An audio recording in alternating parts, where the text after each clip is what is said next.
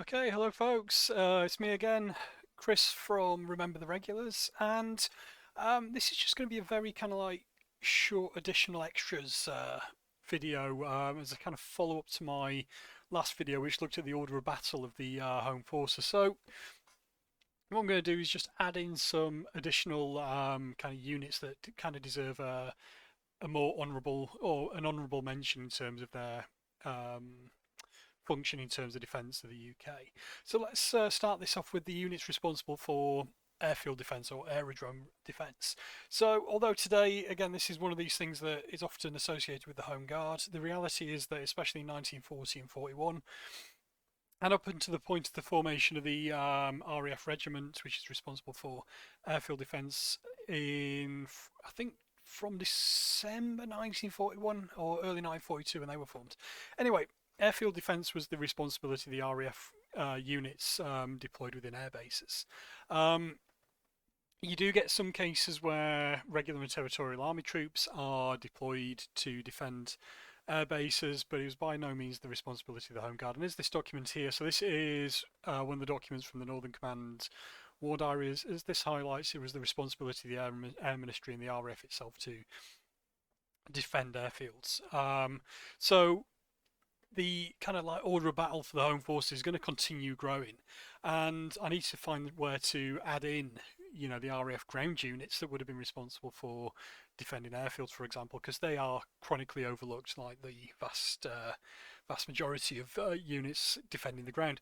It's also worth pointing out here that the focus of my research isn't necessarily into the RAF and various forms of air defence. It's focused purely on the defence of the ground, so the army essentially. But it is worth considering, as this video will show, that there were other units responsible that weren't necessarily part of the army that were responsible for ground defence as well. So starting off, yeah, the RAF were also responsible for a vast amount of ground defence themselves, in particular the defence of airfields.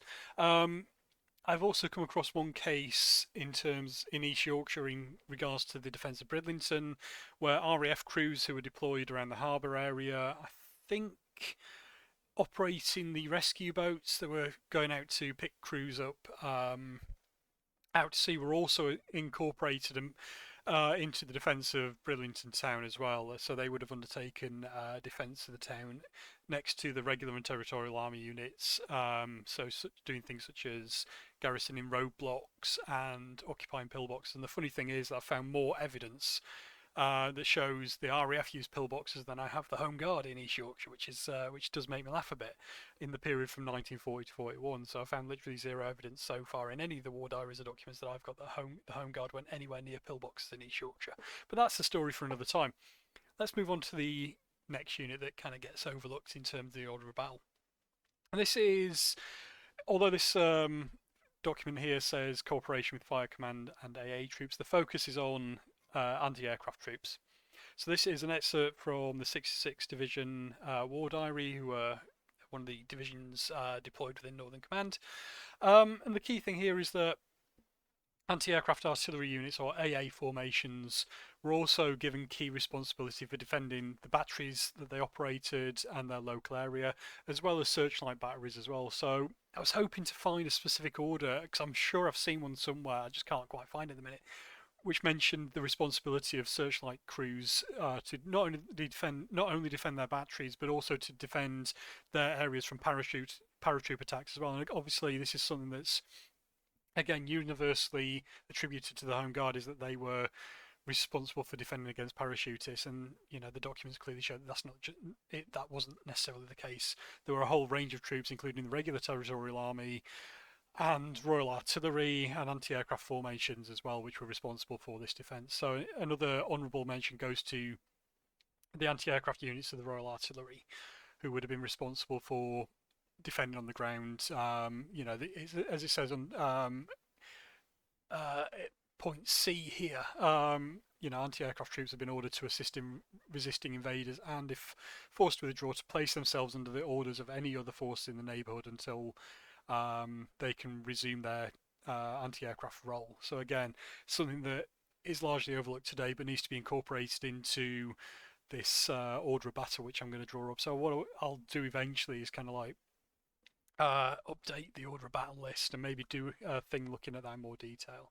And kind of another little bit that I've found in the war diaries today relates to the defence of anti-aircraft searchlight and gun sites. So this here where pillboxes have been built for the protection of their sites against land attack. So where I'm in Norfolk now, I've recently started surveying pillboxes that are related to anti-aircraft gun searchlight battery sites, because they seem to be of a very specific type associated with searchlight batteries, which hasn't been identified before. But that's a story for another time as well.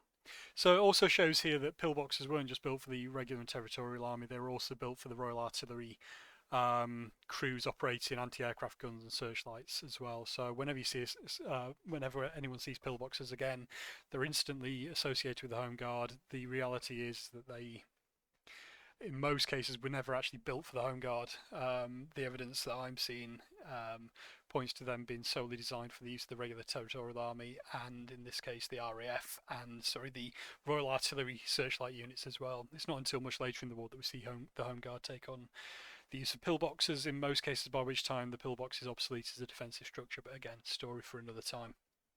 So, what we're coming on to next. So I said this was going to be a very quick video, and it is, but something that is vitally important to the invasion which never happened was the police force and traffic control. So a key part of the war diaries that you see is this coordination of traffic within the division, command, and core areas. And they spent a lot of time in the commanders, well, the various commanders spent a lot of time determining how the road network was to be used in the event of an invasion. So you see multiple maps showing how the road network was to be divided up between routes for the military solely, routes for evacuating civilians from towns if required, and things like that. And a key part of ensuring the road network didn't become bogged down with civilian traffic were the establishment of traffic control measures. So you see traffic control points established. The police would have been a key part of policing this network. You see in this document here as well that the police would also be responsible for the evacuation of refugees, also providing anti-sabotage guards on certain bridges as well, which is really, really interesting. Again, a role that's solely seen as the Home Guard's role now. What else have we got? Yeah, and as I said here, civil police will be instructed to keep certain roads shown on the tracing attached, which I'm not going to show you because it's a really cool map and I don't want to give that away so early. And ensure that these roads remained open. So another task that, again, is rarely attributed to the credit needs to go. So again, the idea of this little quick video is just to show that not only was it wasn't just a military operation to defend the UK. You also had civilian bodies such as the police involved. Royal Artillery units associated with both with anti-aircraft defence, and also the RAF played a key role in defending the ground and various installations within this Home Forces order of battle. So, no doubt I'm going to end up doing another video looking at additional units which I've not covered so far. I am fully aware that I haven't done anything on the role of the Royal Observer Corps, because firstly I haven't looked at that's not been my focus in my research, and probably never will be. I've got enough on my plate looking at the army and all that stuff, and also the wider air defence Great Britain as well, which was the anti-aircraft defence of the country as well, would have played a vital part in anti-invasion. Radar units, radar science would have also been key as well, but like I say, my focus isn't on those at the minute. Maybe later, probably not. Who knows? I'll leave that up to someone else to research that. But again, the idea of this is just show you even more that there was much more to defending the UK than just the Home Guard. So yeah, as always, I hope that's been useful.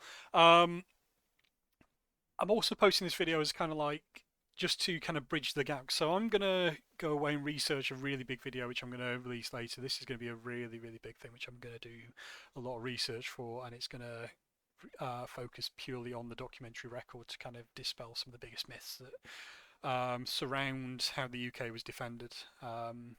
And it's probably going to take me a month or two to research and put the video together. So I'm going to be a bit quiet on here for the next couple of weeks and maybe month or two.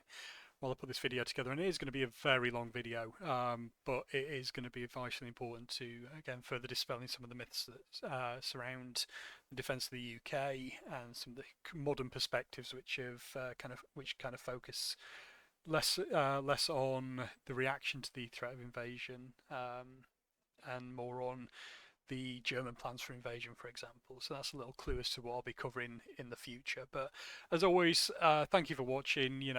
Keep on watching this space. Please do check out my Patreon, which I can stick a link in the description for this video. And as always, I'm going to keep on updating the Order of Battle as I continue my research into East Yorkshire and elsewhere. And yeah, that's me over and out. Thank you very much for watching. All the best, and see you later.